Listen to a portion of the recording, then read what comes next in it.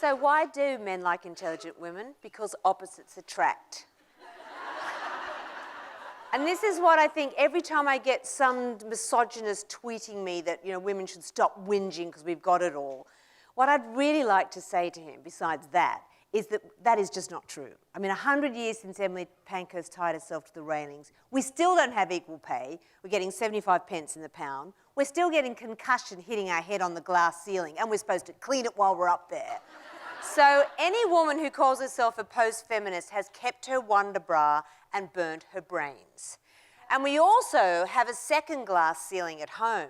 I mean, even though women make up 50% of the workforce, I'd still say we're doing, what do you think, girls, 99.9% of all the housework and all the childcare.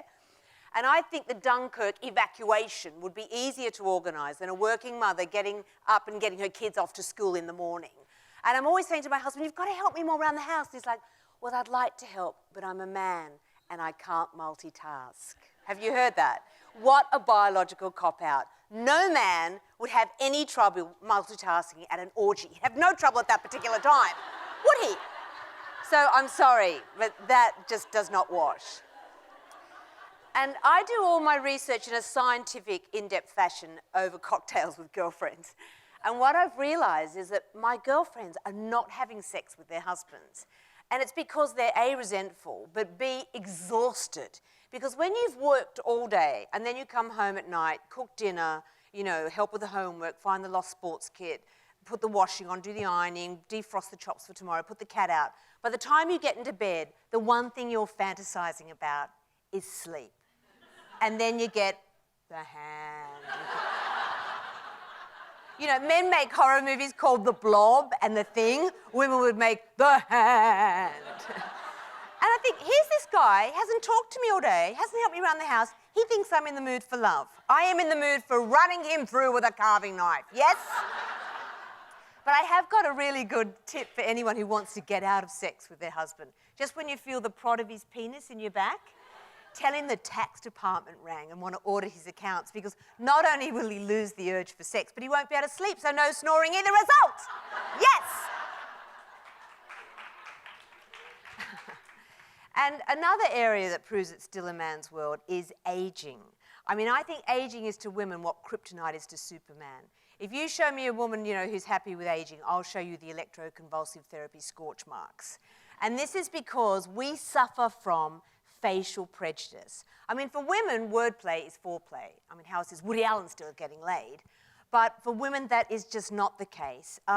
And I'm at that age where my women friends are all being traded in by their husbands for much younger models.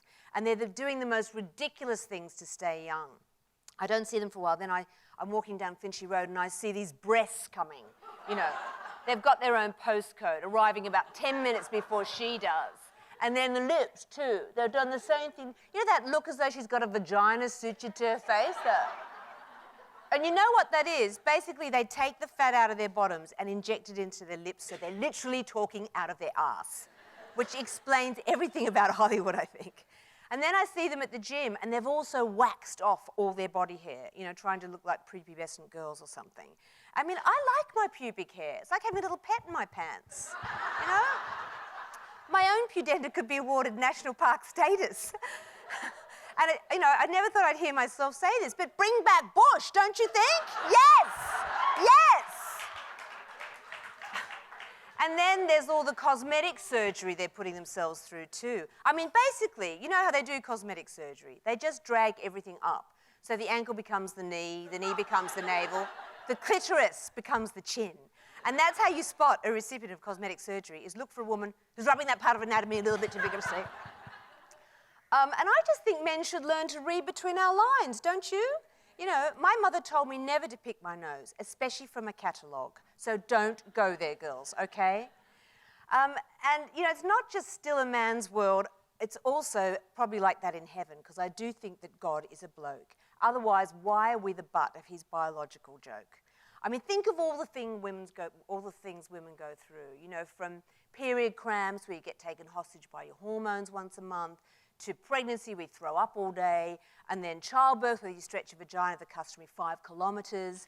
I mean, it is Stone Age what happens to you on that birthing table. It's completely prehistoric.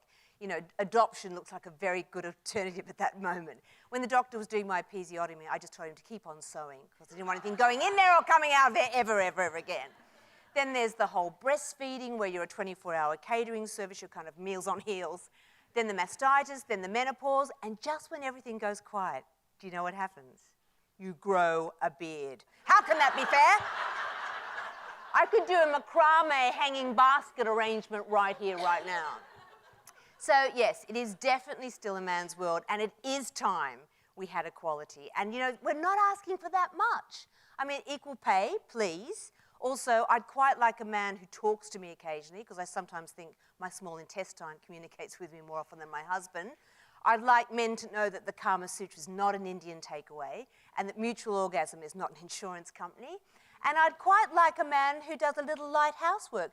It's actually in men's interest to do housework because it's scientifically proven that no woman ever shot her husband while he was vacuuming, okay? And for any boys in the audience, let me tell you, do you know what women really want in bed? Breakfast. Breakfast, okay? Yeah. But we do have one fantastic thing, which is each other. And I really believe that women are each other's human wonder bras, uplifting, supportive, and making each other look bigger and better, which is what today is all about. So thank you so much for coming. That's brilliant. Thank you.